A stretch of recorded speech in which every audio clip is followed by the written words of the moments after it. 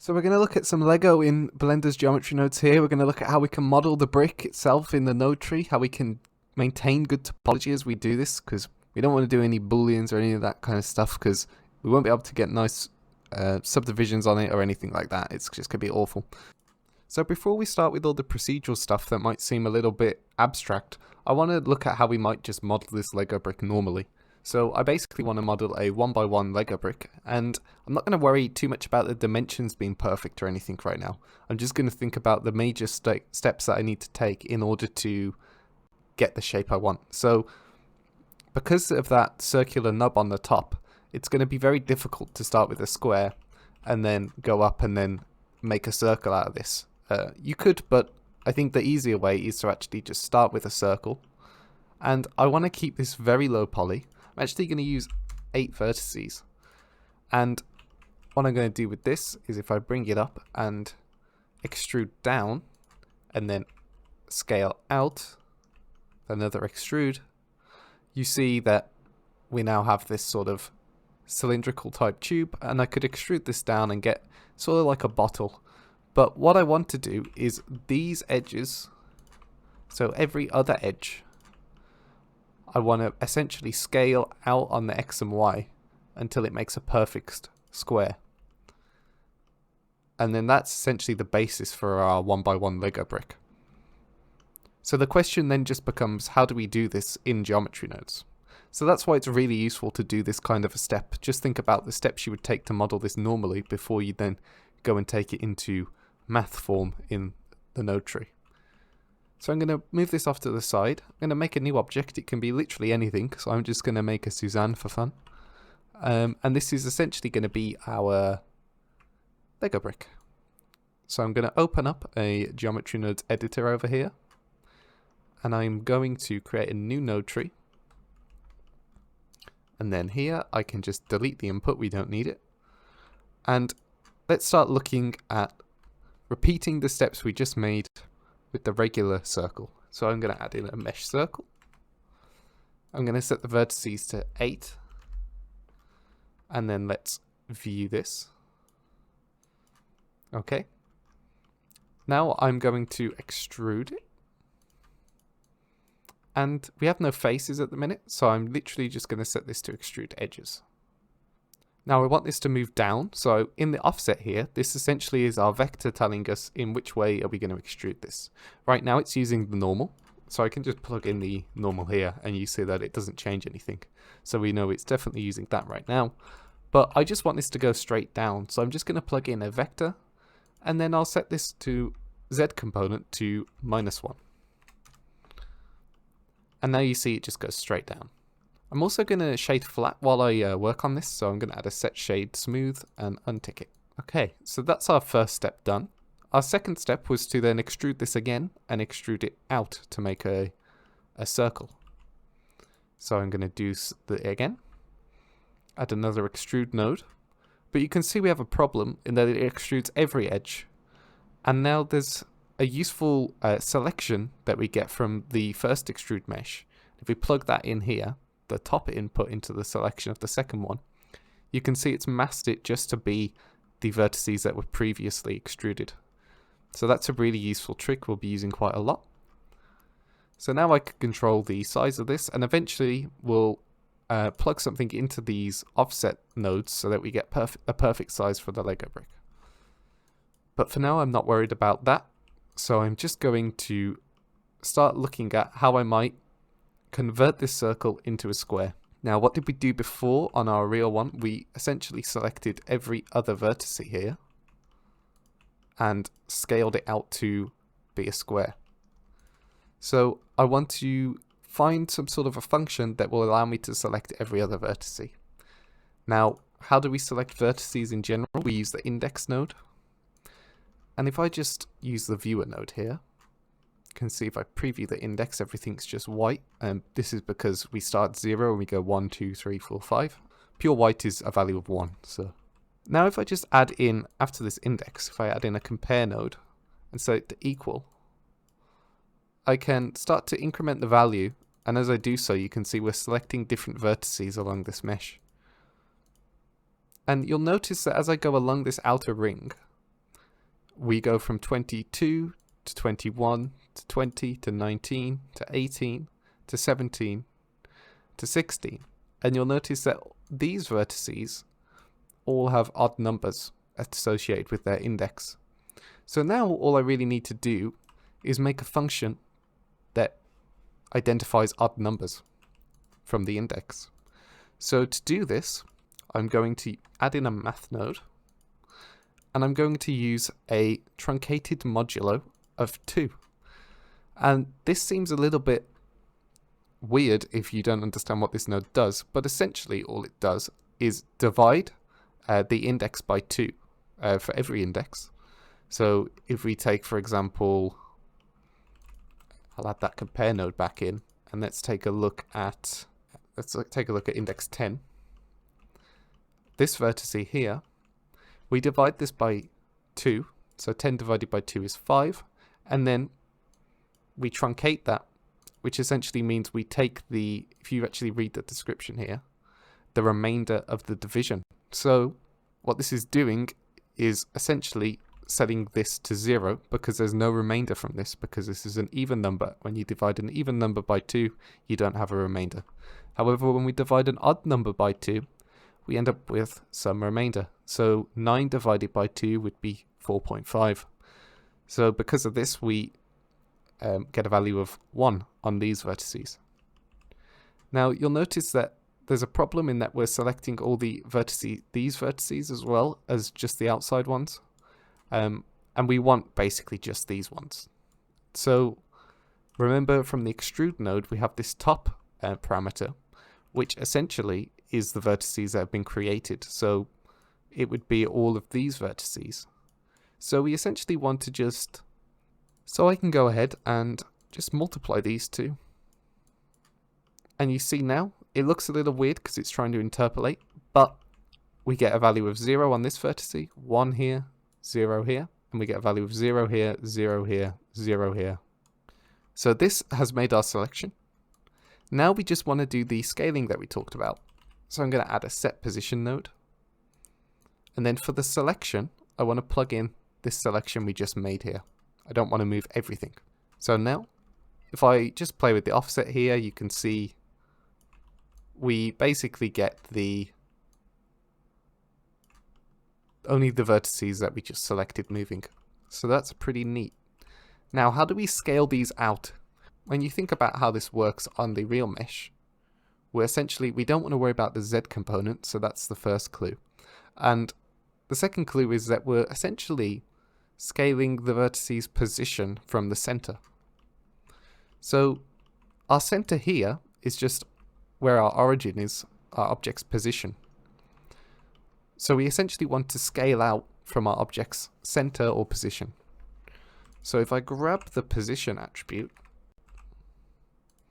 and plug that into offset, you can see it scales away from the center, but by an arbitrary amount. And it also scales down because our origin is above these vertices. So what do I want to do? I want to add in a vector math node, and I want to multiply the x and the y by 1, but I want to multiply the z by 0. And you can see that just makes it so they don't move down. Now, I'm going to add in a scale node. Set this vector math to scale. And you can see this essentially gives us the control we're looking for. Now, in terms of the exact value that goes into this socket, the math works out to be 0.411. And the reason for that is because we're essentially creating a right angle triangle here. And if you run the math on the scale factor for getting here to here, it ends up being 1 minus the square root of 2, basically. But we don't need to worry about that. So now all we want to do is just extrude this down. So I'm going to add in another extrude node after we've set the position here. You can see we have the same problem as always. So I'm going to add in the top to the selection. And now I want to plug in the vector again to make this go down. Set this to -1. And then I can play with that scale. And you can see we've essentially just recreated exactly what we did using regular modeling techniques, but inside of geometry nodes. So that's pretty neat. Now I want to fill this top face with something. And so I'm just going to change the fill type to Engon here. So now the thing you're going to realize is that the scale of this Lego brick isn't very accurate in terms of, not the actual real world scale, because we're at 4 meters wide at the minute, which is a little big, but in terms of the actual ratios between the parts. And to get more accurate values for this, I'm actually going to go online and grab up this image of Lego brick dimensions. So I'm just going to add in a bunch of value nodes here, and these are going to be all of my dimensions. So the nub radius is 5 millimeters, but that's actually the diameter of the nub, sorry, so we want to half that to 2.5 for the radius. I'm just going to go ahead and type in all these extra values that we get given into these value nodes here. Okay, so I've entered those values in now, and I'm going to connect them to the corresponding extrude meshes. So for the nub depth, it'll be this first extrude. For block height, it will be right here at the end, I believe. Yep. Now there are actually 2 variations for block height on this diagram, so I'm going to add in a switch node just to switch between those 2. If I set this to float, and then I grab another block height node and I set it to the alternative, which is 3.2. And then if I add in a group input, just drag this boolean here, and then we can name this small. And as we tick this, we get the small version. Now the block width, you see if we just plug it into this extrude node, we get something way too big. And that's because of a couple of reasons. Mainly the offset is driven by the normal, which the scale is going to be a little bit odd because of that. But we can get it very close by just doing a little bit of math. So we basically want to figure out this distance, given that we know this distance and we know what we want this to be. So just want to subtract basically, because we know what half the width should be. It should be this divided by 2. And then if we take away the radius, we end up with this distance here. So I'm going to plug that in to there. And now this won't be 100% accurate. If you add in something in your scene, like to measure this, it won't be 100%, but to my eye at least, it's very, very close. And where we need accuracy later, we're actually going to use another technique to actually measure it precisely. Now what I am noticing is I don't think this line that we've created is perfectly straight. And that's because we had this value set to 0.411. And you can see we get a little bit of a tapering. So these 2 nodes here, the square root of 2 minus 1, is going to give us the mathematically correct value for how much we need to scale that to get a square. And that concludes the base block. So I'm going to frame all of this and just move it out the way a little bit. Now we need to start thinking about how we're going to array this.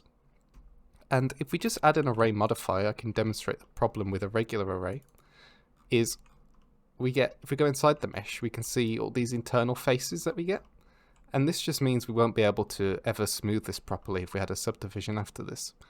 It just is not going to work. If we hit merge, you can see we get this pinching going on. It's just not a good result. So we're going to essentially, first of all, recreate the array modifier in geometry nodes. And then from there, we're going to look at a way that we can delete all the internal faces. So first of all, to create the array modifier, I'm going to start with a curved line. And essentially what I'm going to do is I'm going to focus on one axis for now, but eventually we'll add in a switch so we can make this work on X or Y.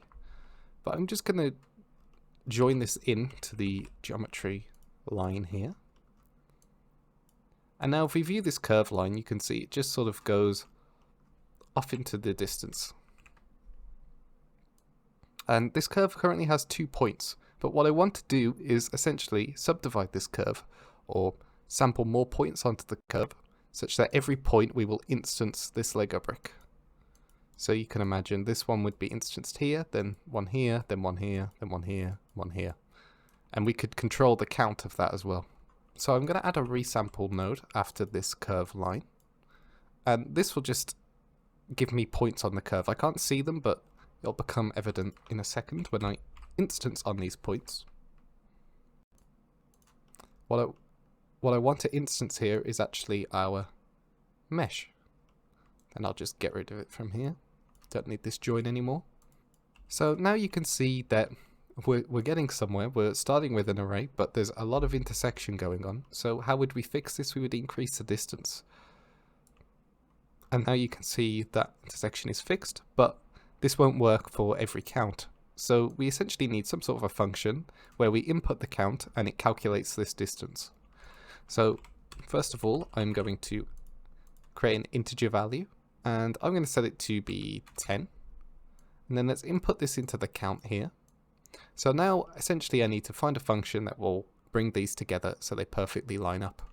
And that function will essentially be this count multiplied by the width of one of these blocks, because if you think about the math behind this, we are putting 10 points on this curve, and we want to make the length of this curve 10 times one block. So if I just go ahead and multiply this by some value and plug this into a combine XYZ node, into the X input on this occasion, into there. Now if I multiply this by some value, we'll eventually get something that is correct. But this won't work as of yet, and the reason for that is because, well, one, this value isn't accurate.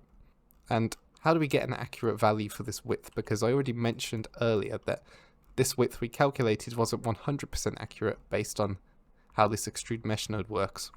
So to get an accurate value for the width of this block, I'm going to do it using a bounding box node. And the interesting thing about doing it this way is that it will actually work for any geometry you input into here. It doesn't have to be this Lego piece specifically. So you could use this for all manner of things. So I'm just going to view this bounding box, and you can see all it is just a cube that encompasses our geometry. And it comes with a couple of attributes, a minimum and a maximum coordinate. So you can see in this case the minimum would be this coordinate and the maximum would be this one. And now this is really useful to us because we can essentially just look at one component of this, say the X component, and we could say what is the distance between these 2 points, and then we get our value for this multiply node. So let's start thinking about the values behind this. So I'm going to open up a spreadsheet editor in the bottom left here. This will just allow us to preview values. So if we look at the minimum here, we can see that if we say look at the X coordinates, you can see that the minimum value is at minus 3.79. The maximum value is at 3.79. Now this makes sense because we're dealing with a cube, so the minimum should just be the negative version of what's at the maximum.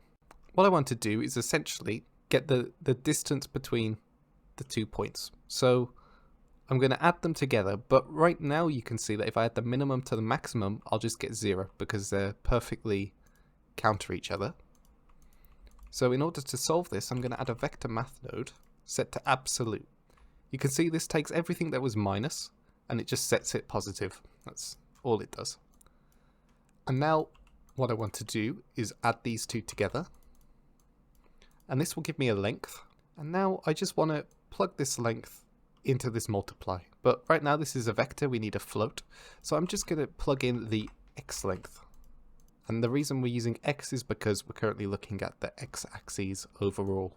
And now you see we get this. And you may be wondering why we're seeing a gap here.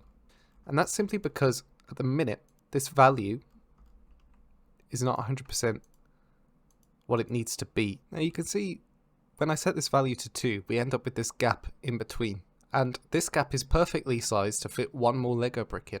So if I just disconnect this value from the count, you can see that with this value set to 1, we have to set the count to 2 to be able to fully take advantage of this curve length. So essentially we need to subtract 1 from this value here, or add 1 to the count here. And I'm just going to take away 1 here because that way, when this is set to 1, we'll have 1 Lego brick. That's just a bit more intuitive. And there you can see this works perfectly like the array modifier we just had, and it has all the same problems of self-intersection. So how do we fix this self-intersection? Well, because this is such a simple scenario, I'm just going to sort of brute force it. And to do this, first what I want to do is realize these instances into real geometry. You can see what that does in the spreadsheet editor. We have 6 instances here that have their attributes, and we convert them all to vertex and mesh data. What I want to do now is delete geometry I want to delete faces. But I only want to delete faces where the normals, which are always perpendicular to a surface, are pointing either in this direction or in this direction. Basically, if they have any x component. So I'm going to grab the normal attribute here, and I'm going to compare it.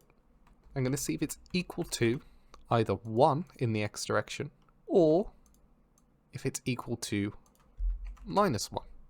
And then to combine these, I'm literally going to type in OR and do this. Now with that selection, I'm going to plug it into our delete geometry node. And you can see that it deletes all the faces that have a normal that is pointing either in the positive or the negative x direction. Now this is perfect apart from the fact that it deletes the faces on the ends here, which we obviously want to keep. So in order to save these, I'm basically going to select them. And the way I'm going to select them is while they're still instances, you can see the index value gives a value of 0 here, 1 here, 2 here, 3 here. With this index value, we can basically make selections for the endpoints. So you can see if the index is just simply equal to 0, we get this selection for the start point. And then if I set the index equal to the number of Lego bricks we have, we'll always get the end point. However, the index starts at 0 and this currently doesn't, so I'm going to use the index -1. And you can see we get the endpoint selection here. And this will stay the same no matter if we increase this value now. So now I essentially want to make special cases for the normals on these conditions. But right now, we are realizing these instances. So our index actually changes. We can see that the index now counts every vertice. Instead, you see it starts at 0 here and it'll go up to the number of vertices we have. So in order to keep the index from before we realize them, I'm going to add in a capture attribute node, which will essentially just store this onto our vertices after we realize the instances. I'm going to set it to integer, plug in the index here, then I'm going to move all of this, and I'm going to replace where we use the index here with our captured attribute now. Make sure that you also set this from point to instance, and now when I preview it, we can see we get the same attribute from before we realize the geometry. And what we basically want to do is say for this start one, if the normal is pointing out, don't delete it. So we want to remove it from the selection. But first of all, I'm just going to make that selection. Right now, this normal will be pointing in a negative direction. So I'm going to grab this and I'm going to set this to and, plug this into here. And then you can see we're going to get a selection. Then if I plug this into the delete geometry node, you can see we delete that face. So we basically want to invert this. So to do that, I'm just going to use a not and then plug that into here. And now you see we delete all the geometry apart from this face. So now how do we combine these two? We need to do it with another Boolean math node, and let's set it to and that will essentially multiply these two together. So now we just want to do the same thing but the other way around for this end. So I'm just going to AND it, but I'm going to AND it with our positive normal direction because this one will be pointing this way. And then I'm going to invert it again. And I'm going to use another AND. And you can see here, if I change the value, everything still works, and we've removed all our internal faces.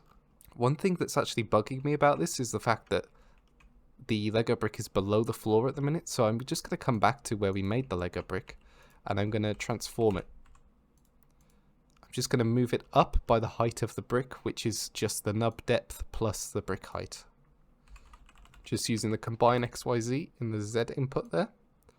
Make sure that you use the height after the switch node. Nice. So now we essentially want to do the same thing we just did, but in the Y direction. Now we could duplicate all these nodes out, but that's quite inefficient. So there's a better way to do it using node groups. So what I'm going to do is first actually create an input for this integer.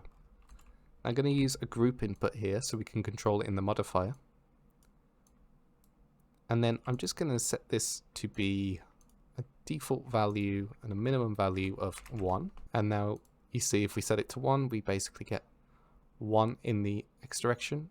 And if I set it to 2, we get 2. So it's very intuitive that way. And then everything inside this node tree, I'm going to grab and I'm going to Control G group Now what I want to do is essentially make an input that will let us switch. Everywhere we've used an X, we want to switch this to a Y, basically. I'm going to start at the front here, and I'm going to add another XYZ node, and I'm instead going to plug this into the Y. Then I'm going to add a switch. I'm going to switch vector. So false will be our X and true will be Y. And I'll do the same here, but with a float. Drag this into a reroute, like this. And now I want to grab this vector switch and do some switching down here. So I basically want to move these values to here when this is set to true. So for false, I'm just going to set this to 1. And true, I'm going to set the Y value to 1. Then I basically want a negative version of this for this node. So I'm going to multiply this by -1. Make sure you multiply in all dimensions. I'll plug that into the B, and then I'll plug the positive one into the B up there. Go from the reroute here and just connect this to the switch. And that is everything where we use X. So I'm going to drag that into the input, and then I'm going to name my inputs here. So you can see now we have this node group, and if I toggle this switch, it will work in the Y direction. So now we basically want to add another one after this, set one of them to be X and one of them to be Y. But you can see a problem immediately is that it starts deleting these faces out, and that's simply because the count's set to 0. So make sure your count's always at a minimum value of 1. And you can actually set that in the node tree. If you go into the node group, go to count and set minimum 1 and set the default to 1 too. Now we'll plug in our X count into here, and I'll make a new input for this one and call this our Y count. And now you can see we have control over both dimensions of this Lego brick. There is one problem that isn't obvious, but if I had a subdivision modifier, you can see what happens here, is that we actually have duplicate geometry at any point where there's an intersection. So to remove this, I'm just going to add a merge by distance at the end of both of these. Now if I turn back on this smoothing, you can see this works a lot better. Now all we have left to do on this is to essentially give this a base. And now the base of real Lego is very complicated. It has cylinders and everything and lines connecting them, and it depends on the size of the brick. So I'm not going to worry about any of that, and I'm just going to make a simple grid for now. So we essentially want to make a grid that will scale to the size of our Lego. We're again going to need to use the bounding box. But if I just preview this grid here, and I'll join it up with the main geometry. So I can see this. If I increase the size, you can see what we've got. Now there's a couple problems. One, it's not aligned to the center. So let's solve that problem first. And what I'm going to do to help with this is I'm going to add a point. And with this point, we can essentially control its position. So we want to set this position to be whatever the center of the Lego brick is. And we want this to change as we change the size of the Lego brick. So to do this, we're going to grab, after both of these arrays have happened, we're going to grab the bounding box of this. If we view this, you can see we get this, which is very different from if we use the bounding box before we arrayed it. And now we're going to use the minimum and maximum value again to find the midpoint of these coordinates. So to find the midpoint of two coordinates, you want to add them together and divide them by 2. So minimum plus the maximum. And let's divide it by 2. And you can see that puts us right in the center here. And as we change the size, the center stays the same. But right now, this is actually the midpoint in Z as well. And I want to remove that. So I'm just going to set that to 0. So now what I want to do, how do I move this grid to this position? I'm just going to instance on this point and then realize it.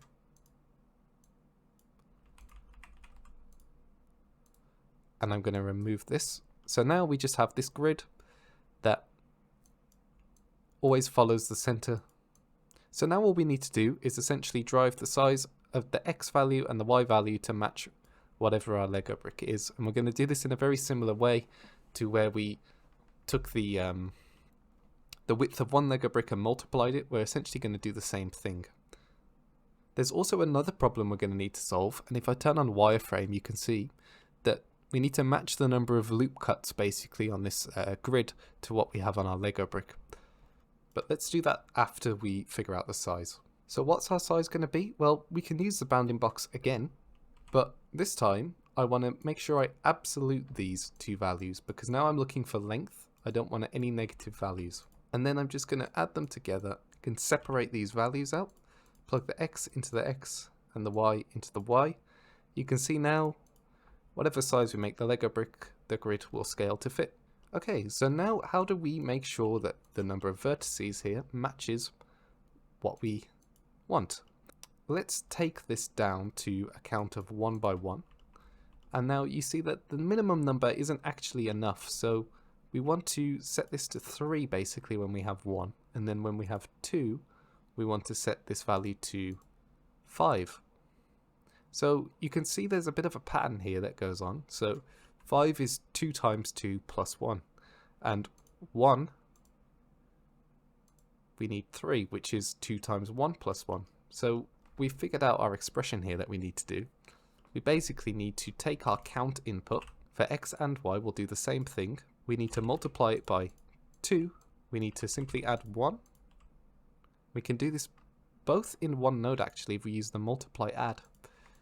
Like this. You can see we do that on x and we do this on y. Now this should work for any size we have. Now the only thing left to do is after we join them, we need to merge by distance. Because we'll have the same problem if we don't with the smoothing. Now, you see this looks a little weird, it's not quite what you'd expect. And the reason for this is evident if I turn on face orientation. Our normals are facing the wrong way on this base piece, so we just need to add in a flip faces node. And now you see everything smooths as you would expect for this geometry. So now I'm going to start looking at rendering this. And what I wanted to do is add a couple of modifiers after our geometry nodes here. And we want to add a bevel modifier before we smooth anything. Here we want to set the angle to be something higher because you see we're currently beveling these edges, and if we smooth that it won't look very good. So we want to set this angle to be 60 degrees. Also, we're still working at a very large scale, so I'm going to go into my geometry nodes, and where every time I put in a value here I'm just going to divide it by 1000 to get to millimeter scale. So I'm going to add in a math node, divide 1000, and then I'm going to add this after every value input.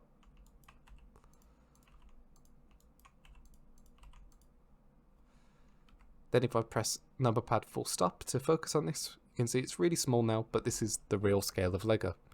I'm going to turn down my grid size to match this a little bit better, but you can see we're still working in meters here, so it's going to be to a lot of decimal places. So what I'm going to do is actually in our scene tab set the length unit to millimeters, and that will be much more Lego scaled. Now here we see we're beveling by 100 millimeters, which is bigger than the brick itself, so I'm going to set this to something like 0.1 millimeter, maybe 0.2, and then if we smooth after that, you can see we get a pretty nice result. Turn off this wireframe, maybe 0.15. And then I'm going to, at the end of all of this, I'm going to start setting up our render stuff. So I'm going to add a set shade smooth. And I'm also going to add a set material. And then I'm just going to select the default material here. And then I'm going to close out of this spreadsheet stuff and set this to the shader editor and start looking at shading this. So in cycles here with scene lights turned off, set this to a Lego-y type color. Turn the roughness down a little bit. It's already pretty much a plastic material by default, so there's not a whole lot we need to do. Subsurface is really great for plastics though, so I'm going to turn this up to 0.3 maybe. Yeah, maybe turn our scale down a little bit, 20 mil. And now I want to have multiple of these, but I don't want to have to make a new material every time. So I want to essentially drive the color using this viewport display option. So I'll set this to red, or maybe I'll set it to red. And then I want to add in an object info node in the shader tree, and then I can get this color here. If I plug this in, you can see the one we've set it to red on, it goes red. And if we go to this one and set it to blue, we can do that, and it shares the same shader. So this way we just avoid having lots and lots of materials in our scene. But yeah, that's pretty much it. So you can go ahead and build something out of these, make a nice render with them, and it's pretty cool that we were able to do this whole thing procedurally. If you're still here watching, thanks so much. I really hope this was useful to you, and I hope you can make some cool stuff with it.